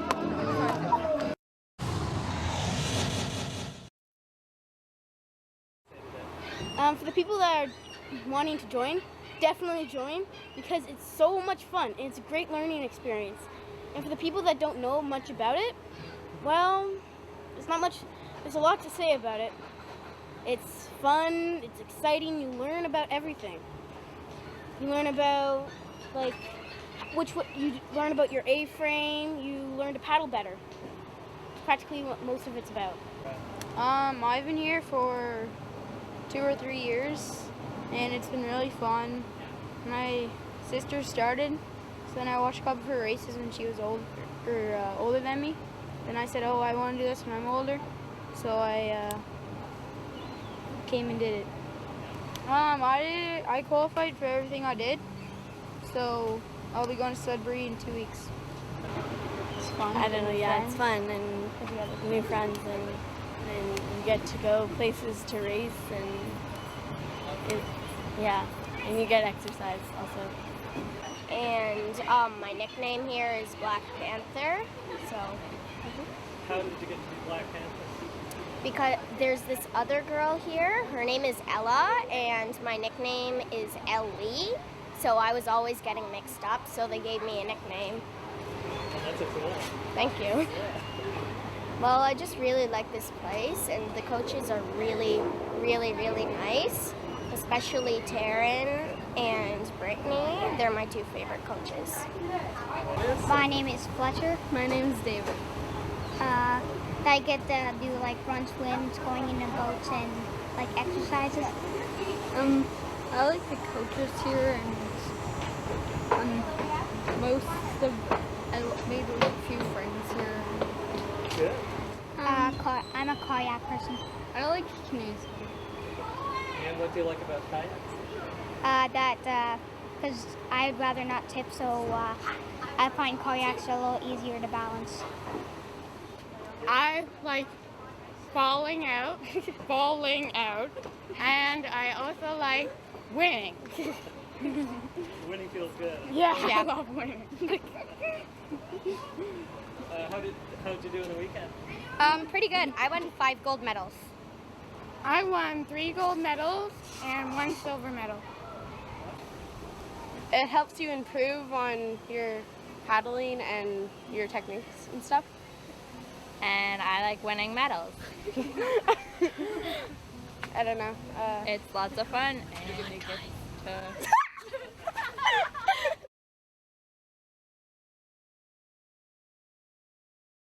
So if you're joining the club, I mean, it's a great sport. There's tons of activities to here, whether you just want to go out and mess around with your friends or go out for lunch and just hang out. It's just a great sport. I mean, there's also like soccer. I mean, it's great. You get to run and stuff, but you don't get to travel. This is the only sport where you travel really, really far.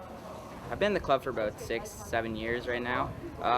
I think it's great to work that hard just because there's always going to be competition that you need to train against, and someday obviously I want to go to the Olympics, so I have to try hard, train hard, see if I can get there, beat everyone else.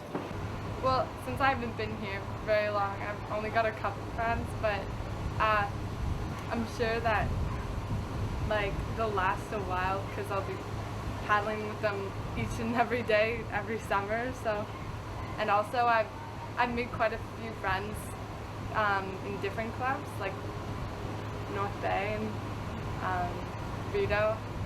You get to know a lot of people when you're doing so many competitions with each other. I think it was the friends that kept me in at start, but as I started to go, and the success really kept me in it. as soon as we started to win races or come second, even third, getting those ribbons were pretty special. So the success was really something, yeah. Going out to nationals in Regina or Sherbrooke, it's quite something to go see where other people race and the scenery out there. Well, it was the Olympic athlete that kept me in, Ryan Cuthbert. Yeah. He just always kept me, he always talked to me at the club and just tell me, just keep with it. And it's always been he's always been a big part in paddling with me. Same with my brother, Jacob.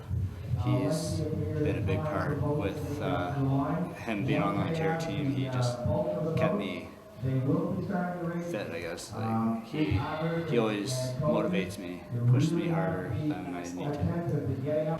Well, at first it was just because all my friends are doing it, but now I'm getting like I think I'm a right paddler, so I just like paddling and going fast in the boat and going to far places and doing paddling. I really like Carleton Place especially because it's a really nice place to paddle. In most places, you don't have like a clubhouse like this or a place like this to paddle, like the flat water. So it's pretty awesome to paddle here. I really liked the water, like really a lot. That's one of the reasons I came here. And because the people here are really nice and everyone seems to know everybody and everyone gets along pretty well. It's challenging. I think it's one thing that brings me back, and that you have to work really hard, and it's fun, and being outside is nice, and there's lots of good people around here and lots of training partners, which is nice. I like being active. I don't know, I just really like paddling. I don't know, it seems to be the one that stuck to me the most. I enjoy the people I'm around. I like my coaches. I like my teammates. Yeah, that's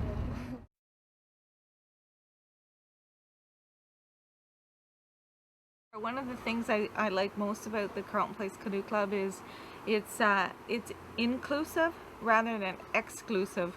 So we like to include all levels of athletes, and there is a place for every athlete in the club. Regardless of whether you want to be recreational or competitive, there's a place for you as an athlete, regardless of whether you're 6 years old or whether you're an adult. And if you just want to all of a sudden become an athlete, we got a place for you in the Canoe Club. So yeah, that's kind of exciting to see that happen. Well, I think some of it's to do with the fact that it's just like a cottage. I mean, we all grew up in cottages, or somebody visited cottages. This is just like all your friends at the cottage all at once, and all your parents are there, and everybody's having a good time. You're out in the water. It's great. Yeah, it's really nice when you're there and the kids are there, and the kids are all playing and swimming and they're paddling on the water, and the parents are also involved in the water. And so often in this day, in 2010, how many people can say that all of your family is involved in one activity and one sport and can engage everybody at the same time? And I think that's pretty unique and pretty special. My name is Rebecca Sosna, and my family and I have been involved with the Canoe Club for about the last 6 years. We got involved, we had our children join the Canoe Kids that many years ago because we were pleasure canoeists, and we wanted them to be able to paddle in the canoe with us. And the rest is history. They loved it, the sprint kayak racing, as opposed to Mom and Dad's pleasure canoe. You know what, like, I mean, it's the atmosphere with everybody that comes down to the club. You make some of the best friends you'll ever have coming down to practice every morning and every night, and just getting out, going to the regattas. It's so much fun just to go and compete and meet people from all across Canada and have those friends from a bunch of cities all across Canada as well. I think the number one value that I know myself, and I think I mentioned it earlier, was my self-esteem. I realized that I could do something, I could get involved in something, and I could, put into it and then get out the rewards from how much energy and effort you're putting into it. I think integrity as well is another something that, that kids will pick up as they're paddling. They'll realize that, you know, if they have committed to do something, they're going to follow through and they're going to finish what they've started. And then at the end they'll get rewards for it. Yeah, work ethic is right down from their school work to their paddling to their sports. Everything is regimented. The kids are tired by 9:30 at night, so they're in bed, they're sleeping, because at 6 or 5:30 they're getting up the next day for their training. I must say I've never had to drive down the main street of Carleton Place at 9 o'clock on any night of the week to see any of them hanging around on the main street. I think it would be, you know, it's not something I wanted to see, and it's not something I ever did see.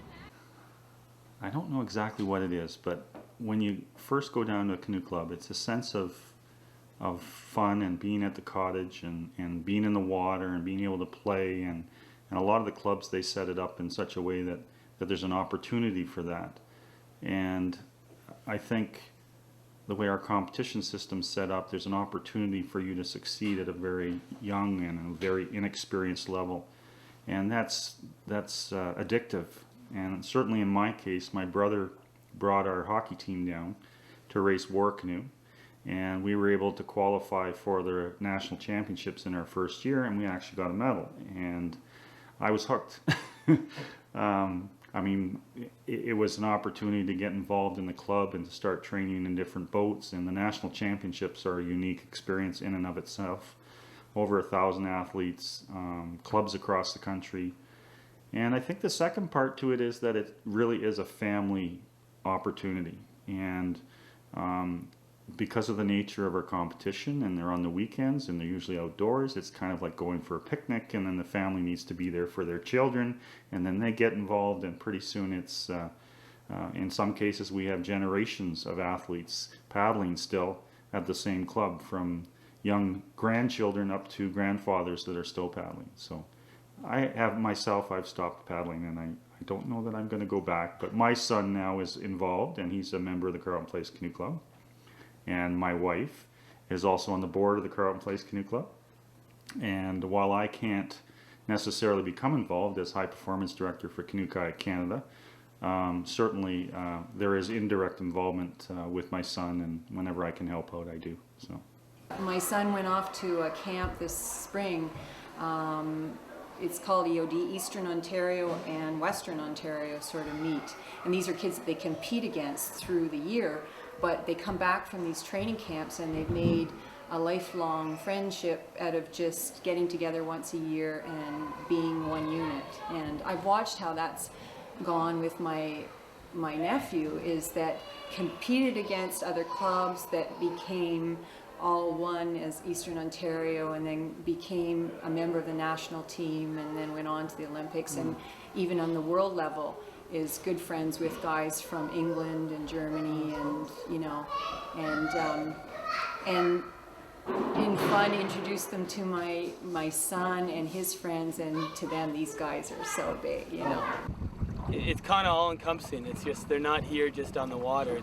They're part of the club family, and we try and instill all the proper values that we have, and that comes all the way from the top elite athletes down to the beginners, and it creates an environment where essentially we're trying to make them be better people in the end, kind of thing. Carleton Place and the club in Carleton Place is very, very unique within our sport. If I was trying to make an ideal clubhouse in an ideal town, it would be here. We have the community support, huge support from the town. And Ryan's got those values, and I think that he tends to make sure the kids live by those values. And but the good thing about the club, it's a team effort. Like the kids have to work together, and they have to look after one another, and they have to be responsible. And I think that they really learn some great values that hopefully they carry on in life. My youngest daughter Ashley also had some great memories here. We just stopped by for lunch here today, and she said what a great time that she had here, spending the days of the summer with new friends from all the different schools, and competitions and traveling with your family on weekends, and when you look back, it was like, wow, what a great place for kids to grow up, swimming and exercising every day and learning life skills too, because they all still paddle, and the fitness and the way they eat, everything based back on what they learned here. So my advice to parents is put your kids in something like this and you'll never regret it.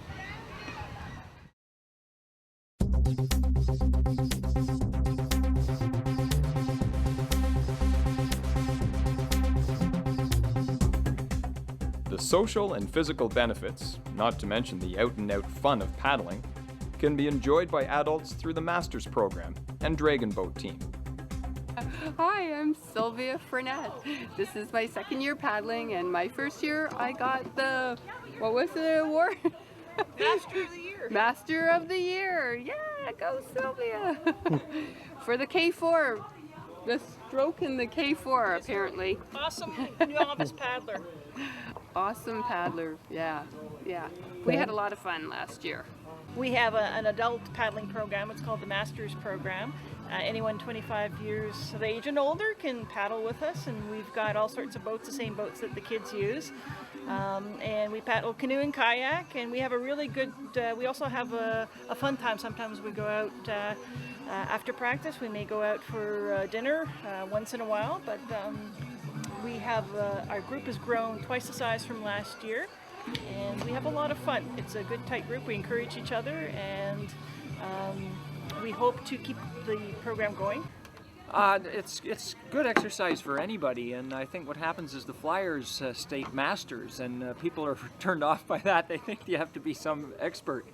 So I think if you just come out and give it a try, there's all kinds of boats here, different types for different abilities. So that would be, anybody can do it. So take one stroke! Yes!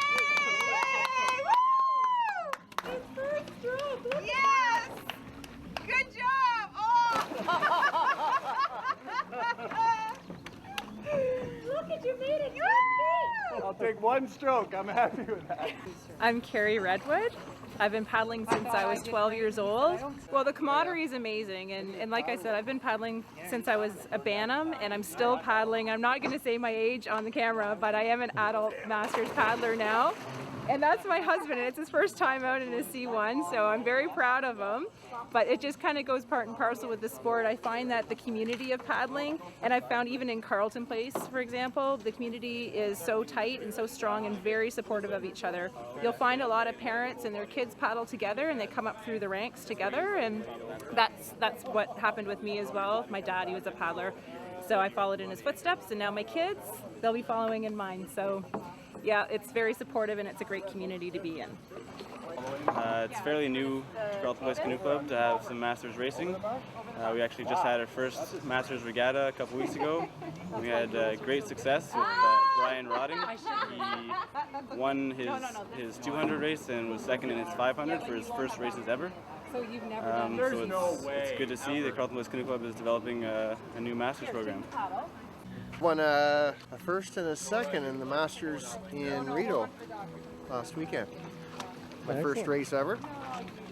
I almost fell, but I came back and got a second. And then in the second race, it was a 200 meter. It was shorter, and I got a first in that. So I felt very pleased for my first time racing. So it was great. I really enjoyed the sport. We don't want to get beat by the 70-year-old, that's all. That's the game plan.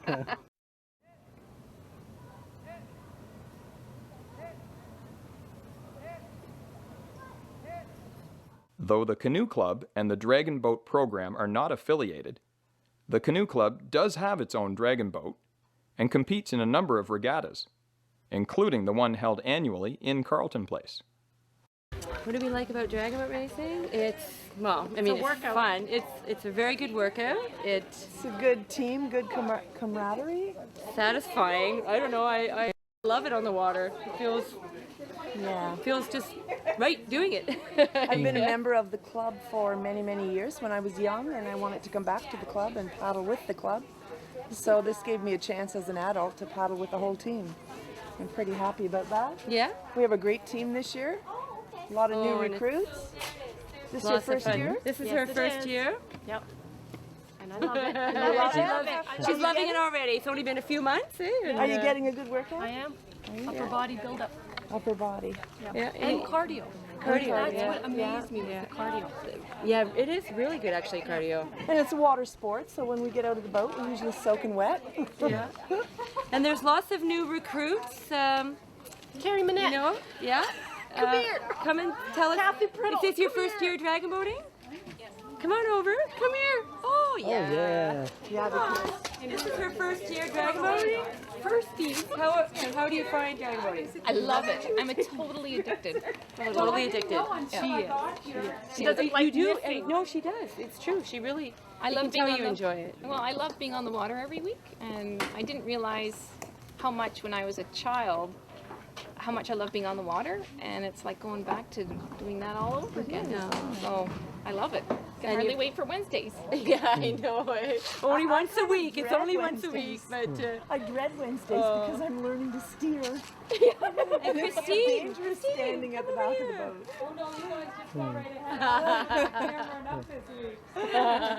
I think everyone in the boat should have to take one turn at steering. Yeah. Oh no, no. Steering's the most hardest thing. No, the hardest thing to do in the boat.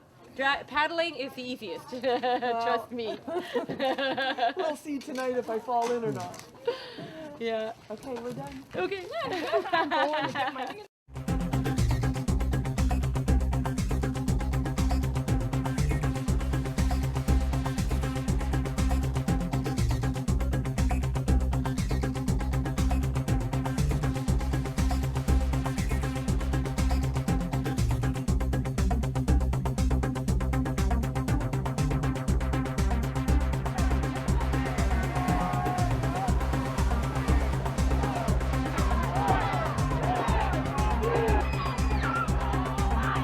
Another close finish here, everyone.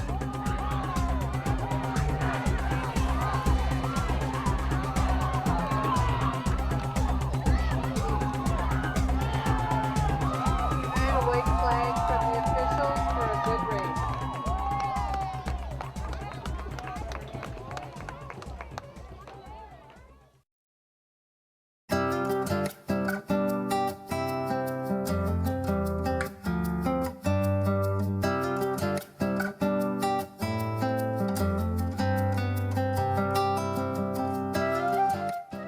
An inspirational program that uses the therapeutic benefits of paddling to help people with special needs was established right here at the Canoe Club by John and Sue Edwards. Well, I'm John Edwards. And I'm Susan Edwards, and we're related. And we met here on the Mississippi, actually in 1970. You know, people say British Columbia is God's country, but Susan really knows it's Eastern Ontario, and specifically the Mississippi River Valley. And the Carleton Place Canoe Club. So we're here tonight because we're running the Paddle All program for the club, and the Paddle All program is a national program in Canada for canoeing, and it's all about encouraging people with all abilities to paddle.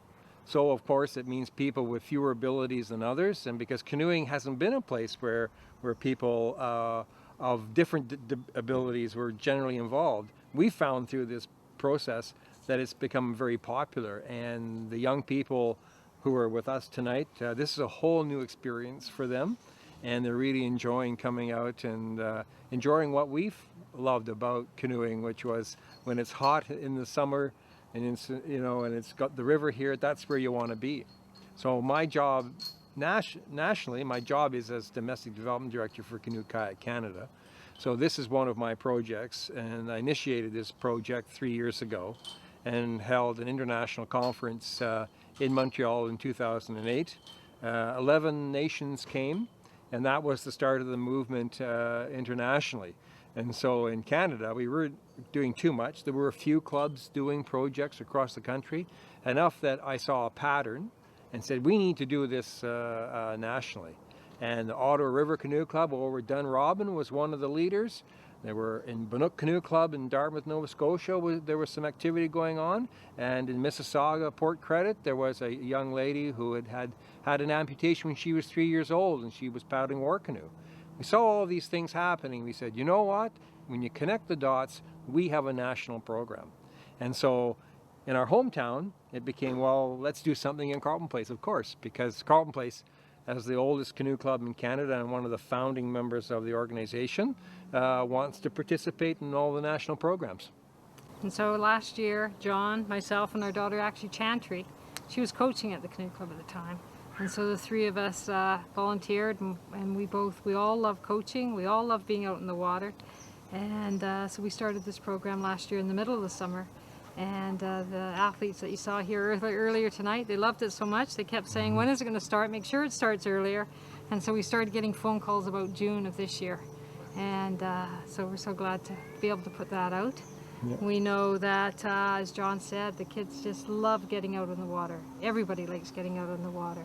And we know that there's a sense at the Carleton Place Canoe Club, there's a sense of community. And we know the social aspects are good for everybody. We know the connection, the physical, we know in terms of getting out and being active is good for everybody. And it helps that whole connection of the body, mind, and soul. So we just love it and glad to be doing it. Okay, my name's Patricia Darlington. I'm the mom of Corbin. He's a 12-year-old and with special needs. And he's involved in this program called Paddle. This is his third week participating, and he's really excited to learn this new skill of paddling. And we're really excited for him because there's just it's limited what sports he can participate in, what activities he can participate in. So he's learning a new skill, he's on the water, he's with other kids and teens, and he's having a really good time. He's having a lot of fun. And we're thrilled to have him participate in the canoe club. So I got involved with paddle because I applied for a summer job, and I got to go with Bantam boys, and I got to do paddle once a week. I actually really enjoy it, and from what I've saw over the past 4 weeks or so, they really enjoy it. And sometimes it can be difficult, but in the end, I love seeing them have fun. It's something they can do. And after a while, you start to notice that they become aware of what they're doing. At first, maybe they don't understand which way the boat's going. But last night, actually, when we were here, a girl named Katie, I noticed when she first came, she didn't really know how to use the paddle at all. And then now she can go on one side a few times and then switch to the other side, and realizes that the boat starts to turn and she's got to switch to the other side if she wants to go back the other way to go straight. And that's good. Like, that's a major improvement, and I'm glad to help out, and I think it's really fun. You did it. Did you enjoy that, Lindsay? Yeah.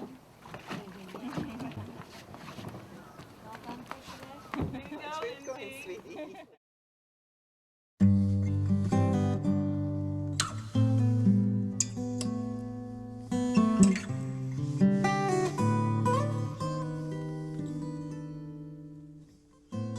On September 13, 2010, the Canoe Club lost a beloved friend, and possibly its most ardent devotee of all time, when David Gordon Finley passed away at the age of 82. Dave Finley was the real eminence grise of the club, and really had a vision of the club. This was a hive of activity, and Dave thought it needed to go to the next level. The memories I have of Dave are just that he was a really wonderful elder member of the club. He was, again, very revered. He was, kind of Mr. Canoe Club at the time. He actually coxed, I think maybe the Masters boat a few times, and I got to participate in that, or if Kevin wasn't there, some nights he would take us out as well. So I just know him that, oh, that's Dave Finley, that's Mr. Canoe Club kind of thing. And I certainly know he played a central role, but other than that, yeah, we just all knew that was Dave. So, yeah. I remember Dave was always around the club fixing stuff for a long time. He kind of stayed out of the not so down at the club, right in there on the dock with everybody, but he was always in like behind the scenes figuring stuff out, or you know, helping out with club logistics, or making sure boats were fixed, kind of thing. So, but he was around for the entire time that I was paddling. I have total respect for his lifelong involvement in the Carleton Place Canoe Club. He's always around and still is active today, and yeah, he's one of those stalwarts of canoeing that. Man, oh man, what he dedicated to us and what we got out of it was just out of this world.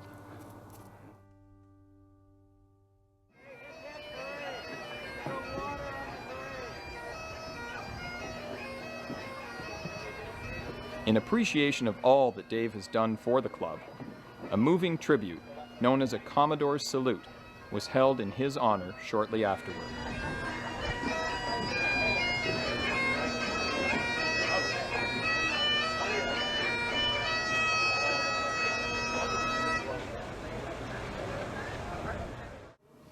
Paddles up, take it away.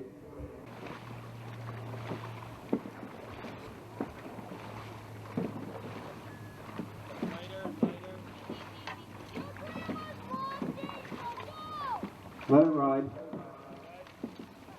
Now check your boats. Now for the toast, there are a few words to remember Dave by. And I've tried to write down the words that I think will be reflective of what everyone here remembers of Dave. Builder, generous,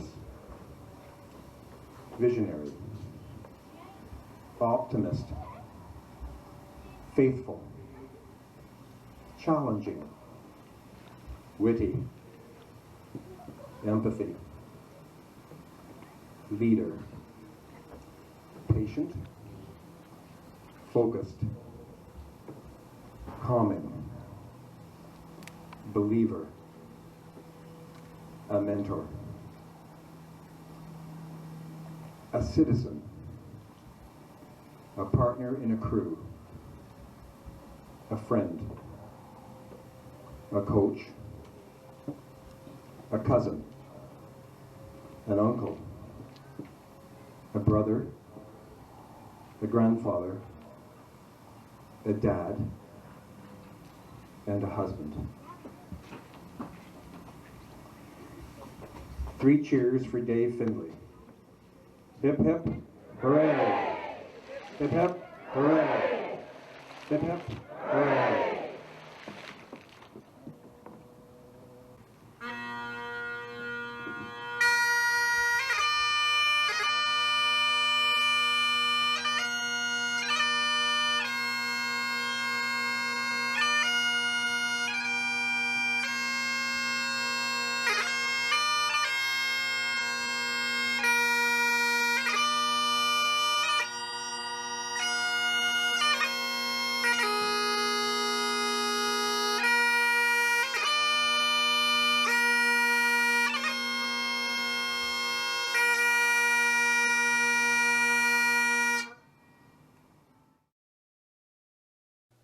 Farewell and smooth waters, Dave.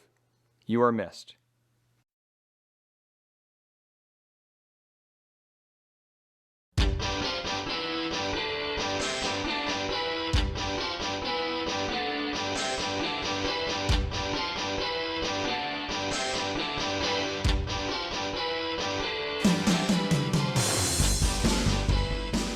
Very few organizations can boast the kind of history and legacy that the Carleton Place Canoe Club has enjoyed in its 117 years.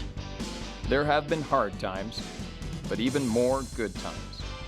Looking forward, things look great. Paddles up forever.